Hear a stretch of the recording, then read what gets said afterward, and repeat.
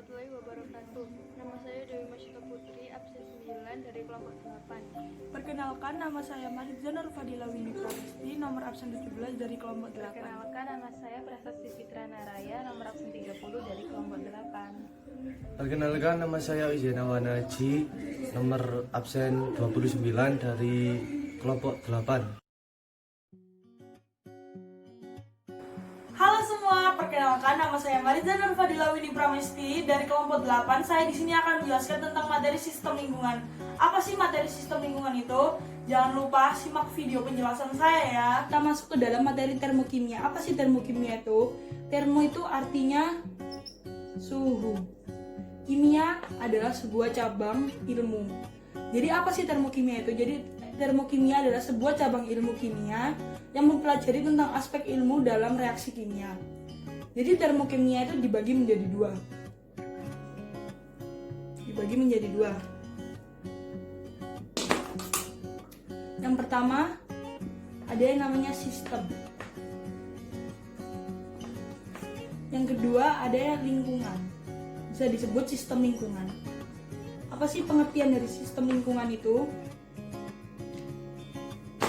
Jadi yang pertama, sistem adalah segala sesuatu yang menjadi pusat perhatian.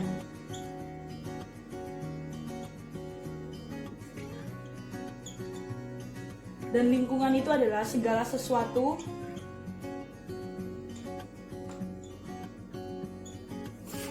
yang berada di luar sistem dan mempengaruhi sistem tersebut.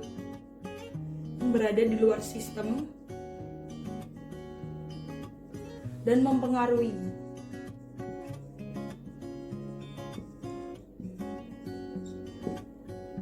Di sini saya akan ngasih contoh. Jadi di sini ada satu gelas kimia. Di sini ada larutan garam.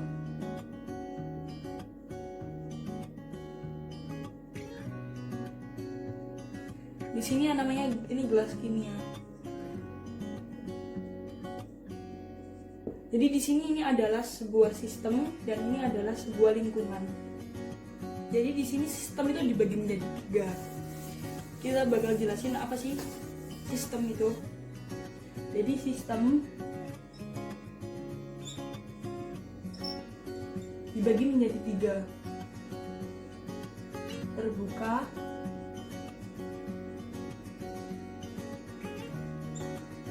tertutup,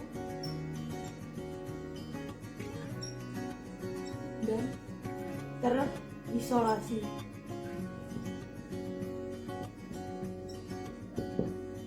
Jadi di sini saya akan menjelaskan ada macam 3 sistem, yaitu terbuka, tertutup, dan terisolasi. Di sini saya akan menjelaskan apa sih sistem terbuka, tertutup, dan terisolasi itu. Jadi di sini saya pertama terbuka. Jadi saya kasih seumpama ini ada teh panas. Dia nggak dikasih tutup, otomatis debu-debu akan masuk ke dalam gelas dan teh panas yang di dalam gelas ini akan menjadi dingin. Itu terjadi perpindahan kalor dan materi, masuknya materi ke dalam gelas itu. Terus kita kedua beralih ke tertutup. Jadi di sini saya masih punya satu teh panas. Namun gelasnya saya kasih satu tutup. Otomatis materi nggak ada yang bakal masuk ke dalam gelas itu, namun materi hanya sampai ke tutup tersebut. Tapi di dalam gelas itu teh panas akan menjadi teh dingin karena ada perpindahan kalor. Yang terakhir terisolasi. Di sini saya punya air panas di dalam termos ini. Materi tidak akan masuk dan air panas yang di dalam termos ini akan tetap menjadi air panas karena ini adalah sebuah terisolasi. Jadi materi dan energi nggak akan bisa masuk ke dalam termos ini untuk dalam waktu beberapa jam ke depan. Oke, selanjutnya di sini saya akan menjelaskan materi tentang entalpi. Simak video penjelasannya ya. Materi selanjutnya yaitu entalpi. Apa sih entalpi itu? Jadi entalpi adalah jumlah energi dari semua bentuk energi yang dimiliki oleh suatu zat atau sistem yang terdiri atas energi dalam kerja. Sehingga dapat dirumuskan menjadi entalpi sama dengan energi dalam dikali kerja sistem sama dengan tekanan dikali volume. Jadi di sini di kerja sistem di sini tuh menjadi positif jika sistem menerima kerja dan akan menjadi negatif jika sistem melakukan kerja. Di sini energi dalam dia akan bertambah jika sistem menerima panas dan berkurang jika sistem melepas panas. Energi dalam dari sesuatu materi tidak dapat diukur. Yang dapat diukur hanyalah perubahan yang dinyatakan dengan delta I. Begitu pula dengan entalpi, tidak dapat diukur. Yang dapat diukur hanya perubahannya yang disebut dengan delta H.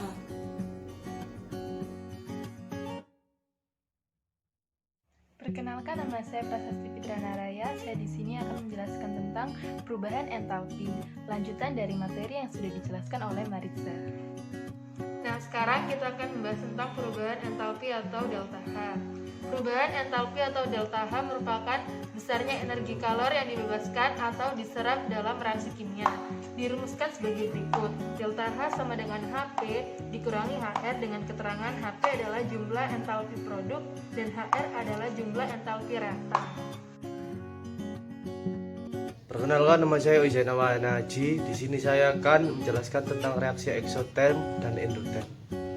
Materi reaksi eksoterm dan endoterm. Jadi, reaksi eksoterm adalah reaksi yang membebaskan kalor, sedangkan reaksi endoterm adalah reaksi yang menyerap kalor. Ekso artinya keluar dan endo artinya dalam. Ya. Di sini ada sistem. Sistem ini memiliki panah yang mengarah keluar, yang artinya pembebasan. Berarti ini adalah reaksi eksoterm. Sedangkan di sini ada sistem yang memiliki panah ke dalam, yang artinya menyerap. Berarti ini adalah reaksi endoterm. Sedangkan di luar sistem adalah lingkungan.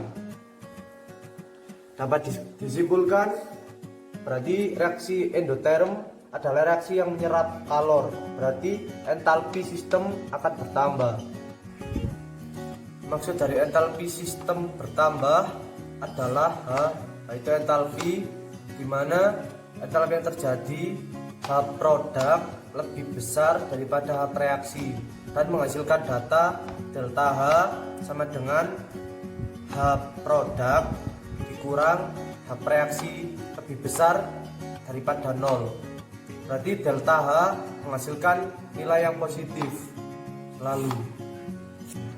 Sedangkan reaksi eksoterm adalah reaksi yang membebaskan kalor, yang berarti entalpi sistem berkurang, di mana entalpi yang terjadi adalah H produk lebih kecil daripada H reaksi dan menghasilkan data delta H sama dengan H produk dikurangi H reaksi dan nilainya selalu lebih kecil daripada 0. Berarti delta H selalu bersifat negatif.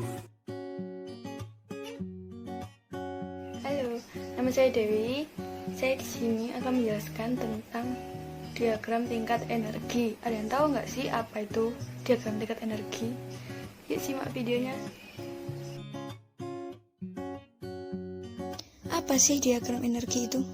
Diagram energi adalah diagram yang menggambarkan besarnya entalpi zat-zat sebelum reaksi dan entalpi zat-zat hasil reaksi, serta besarnya perubahan entalpi yang menyertai reaksi tersebut.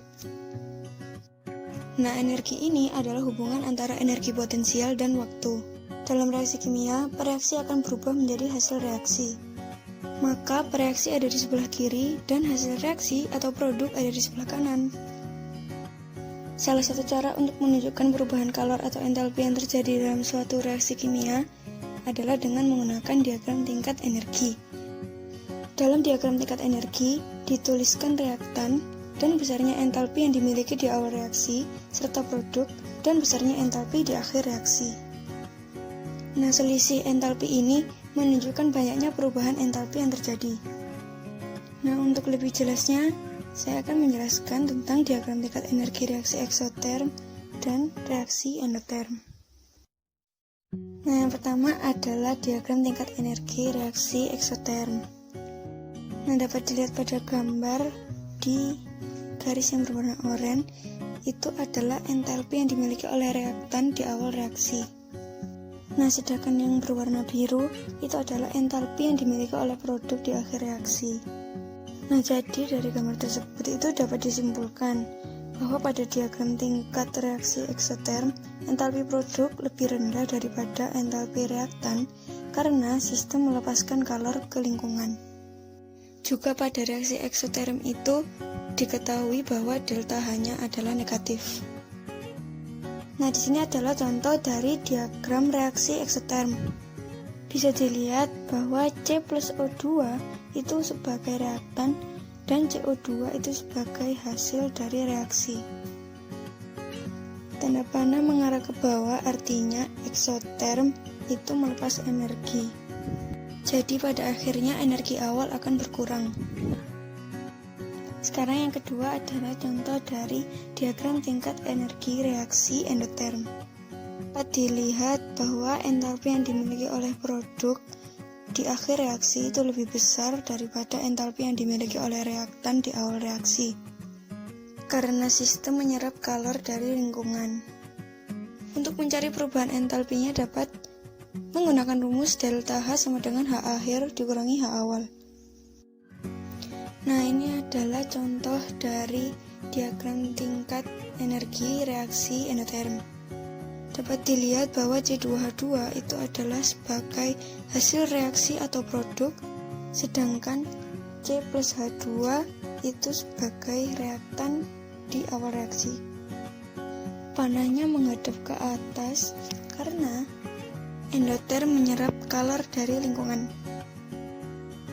Nah, sekiranya segitu aja yang dapat saya sampaikan. Terima kasih.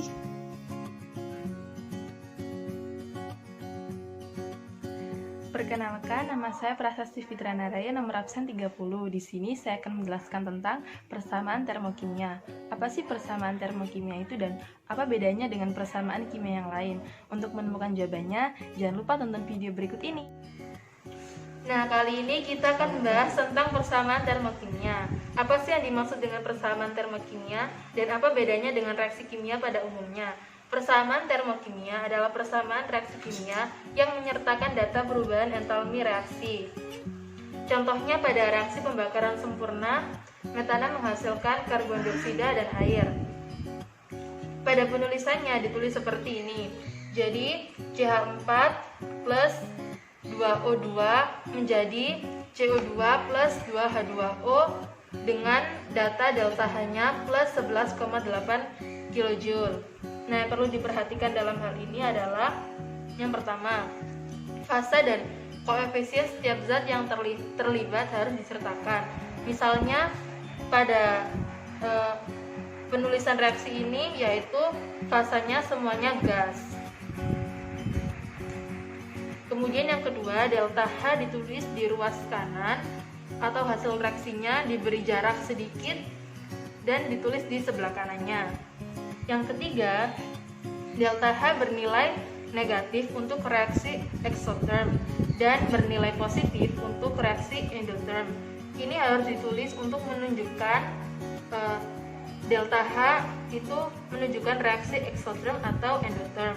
Yang terakhir adalah jumlah mol zat yang terlibat dalam reaksi sama dengan koefisien reaksinya. Sudah. Nah, contoh persamaan reaksi termokimia adalah sebagai berikut ini.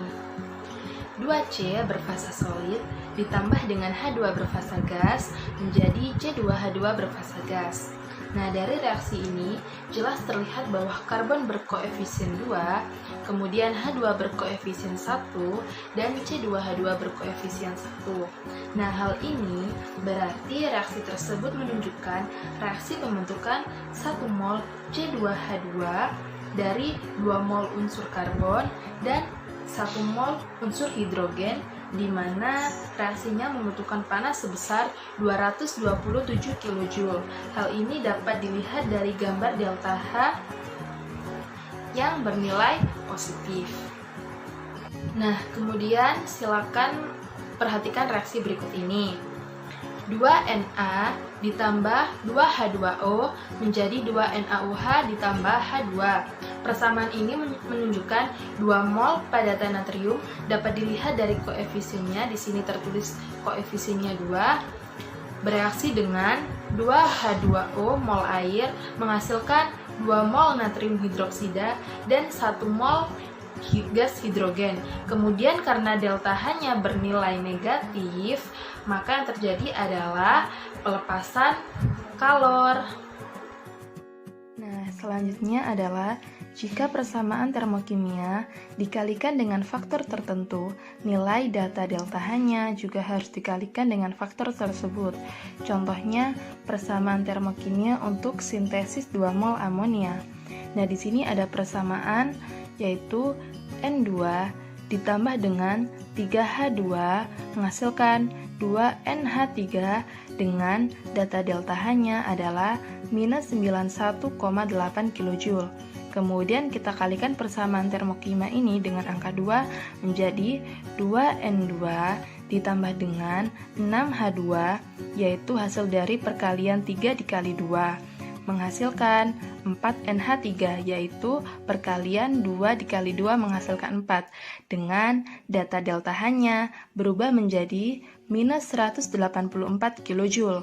Kemudian misalnya kita kalikan dengan setengah, maka menjadi setengah N2 ditambah dengan 3/2H2 menghasilkan NH3 dengan data delta H-nya berubah menjadi minus 45,9 kJ. Nah, selanjutnya, jika persamaan kimia arahnya dibalik, nilai delta H atau perubahan entalpi akan berubah tanda, yang semulanya negatif menjadi positif, atau sebaliknya, yang positif menjadi negatif.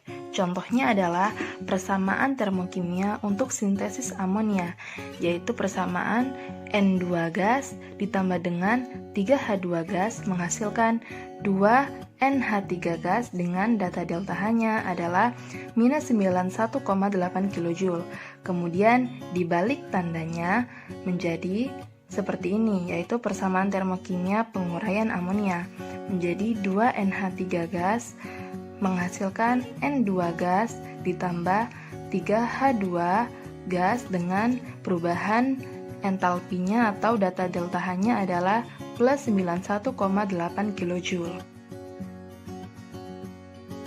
Nama saya Dewi. Saya di sini akan kembali menjelaskan tentang perubahan entalpi standar. Apa aja sih macamnya? Penjelasannya? Nah, yuk kita bahas. Nah, jadi perubahan entalpi standar itu memiliki macam-macam jenis. Saya di sini akan membahas 3 jenis. Yang pertama adalah perubahan entalpi pembentukan standar atau delta HF. Delta HF adalah perubahan entalpi yang diperlukan atau dilepaskan pada pembentukan 1 mol senyawa dari unsur-unsurnya dalam keadaan standar. Nah, contoh dari unsur-unsurnya itu seperti H2, O2, Cl2, N2, dan I2. Nah, sekarang kita akan masuk ke contoh dari delta HF. Jadi yang pertama kita coba menggunakan NaCl atau garam dapur.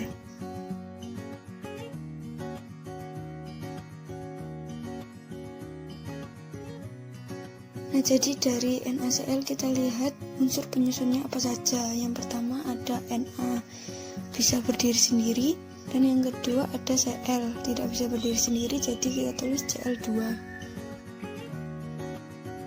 Karena ini pembentukan 1 mol, jadi besarnya NaCl adalah 1 mol. Nah, jika sudah, kita tinggal setarakan. Di sebelah kanan Cl ada 1, di sebelah kiri ada 2, jadi kita kali setengah. Na sudah sama-sama 1. Jadi Na plus setengah Cl2 menjadi NaCl. Nah, ini dimisalkan memiliki delta HF sebesar min 401,9 kJ per mol. Sekarang contoh yang kedua, misalkan NH3.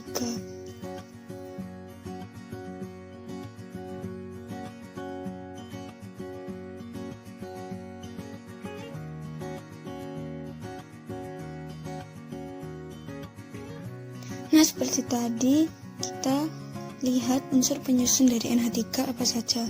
Yang pertama ada N, tidak bisa berdiri sendiri, maka ditulis N2, dan ada H2.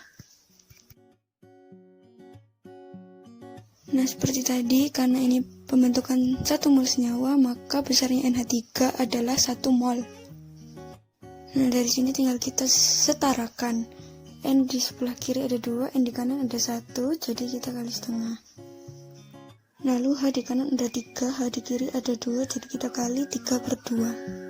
Jika sudah jelas, kita lanjut yang kedua. Nah, yang kedua adalah perubahan entalpi penguraian standar atau delta HD. Delta HD adalah perubahan entalpi yang diperlukan atau dilepaskan pada penguraian 1 mol senyawa menjadi unsur-unsurnya dalam keadaan standar. Nah, delta HD di sini itu adalah kebalikan dari delta HF. Biar paham, langsung aja ke contohnya. Nah, karena delta HD itu adalah kebalikan dari delta HF, maka kita bisa mengambil contoh dari delta HF. Di sini ada NaCl di sebelah kanan, jadi kita tulis di sebelah kiri.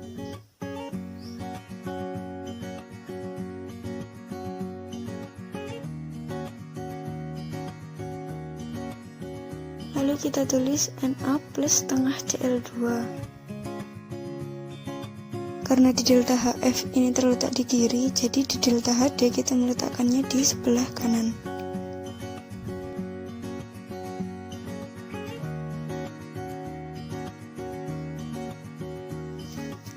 Karena ini kebalikan dari delta HF, maka memiliki delta HD sebesar plus, karena di delta HF tadi min, maka sekarang menjadi plus 401,9 Kj per mol. Nah, sekarang lanjut yang ketiga. Yang ketiga adalah perubahan entalpi pembakaran standar atau delta Hc.